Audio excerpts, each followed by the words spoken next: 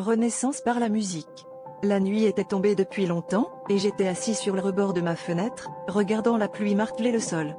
La vie venait de me frapper d'un coup dur, et je sentais que chaque goutte s'écrasait en écho de mes larmes silencieuses. Mon rêve de devenir musicien s'était effondré, me laissant avec une solitude écrasante et un avenir incertain. J'avais perdu ma boussole, et l'obscurité semblait engloutir chaque rayon d'espoir qui avait jadis illuminé mon chemin. Alors que je plongeais plus profondément dans le désespoir, mon téléphone a vibré avec une notification. C'était une chanson que je n'avais pas entendue depuis des années, un morceau qui avait autrefois rempli mon cœur de promesses et de joie. Les premières notes ont résonné dans la pièce, et c'était comme si chaque accord était une main tendue, me tirant lentement hors du gouffre. Les paroles parlaient de résilience, de renaissance après le chaos, et je me suis senti compris, comme si cette chanson avait été écrite juste pour moi à cet instant précis. Inspiré par cette mélodie, j'ai pris ma guitare, mes doigts retrouvant le chemin des cordes avec une familiarité réconfortante.